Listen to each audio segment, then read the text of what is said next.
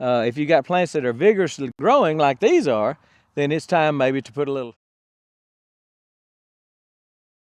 So I'm out here in the fall garden, got some broccoli here, lettuce to the left of this, got some cabbage over here in my Vijayga garden beds. I'm gonna add some of these premium worm castings from Worm Bliss. I've never tried these before.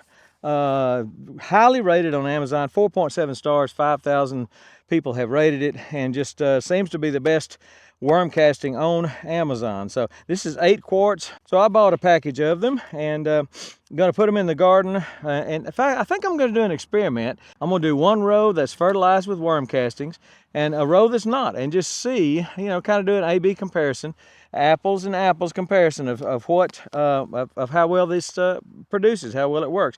And I'm sure it's slower process. It's not going to be overnight or anything, but I'm going to put about a couple of tablespoons by each plant, and should have incorporated it in the soil when I planted, or even pre-plant, but I didn't do it. So we're doing it now, and I think it'll be good. And let me get started. Now, most of you probably know what a worm casting is. A worm casting is just worm poop. It's about the size, some of it's kind of real powdery, but most of it is just little grains about the size of cornmeal, coarse cornmeal, something like that. And it's just, it's worm poop. It's what the worms do when they get through eating all the junk that you feed them. But it's real good, excellent, excellent fertilizer. We're going to use it over here in this raised bed. Again, this is the Vijayga raised bed. Really like this. I've done a Amazon review on it. I've done a review for y'all, for YouTube. And I'm just going to dig a trench, put in maybe a couple of tablespoons, close to each plant, using my little hory. And I just noticed I got some fire ants in this Vijayga bed. So we're going to have to do something to get rid of those. And that's easy to do with the stuff I use. So this row, it'll be 3 broccolis, 3 lettuces that are going to be going to have the worm castings. I'm going to do the same over here on the cabbage. Let's move the camera. So here we are at the cabbage. Cabbage have grown quite a bit. Going to have to kind of move the leaves out to get close to them. I'm about 2 inches. You could put it right next to the roots, I think. I don't think this would burn anything. But I'm about maybe a couple of inches away from the stalk, the base of the plant. And I'm just going to dig a little trench. Again, be better if I incorporated it into the soil pre-plant or as I planted, but just didn't get it done. So we're going to plant this row. This is the western side of the row. These beds are running north and south. And I've got about 2 tablespoons on each. And, you know, 2 tablespoons may not be enough, may not really show a huge difference, but who knows? It might. But they're going to get it. You know, it doesn't matter what time of the year, plants need to eat unless they're dormant. If you've got some plants that have gone dormant, I don't think you need to feed them. Might should have fed them a little bit before they went dormant, but I don't think you need to feed them now that they are dormant. Like my blackberries, they're close to being dormant, but not exactly.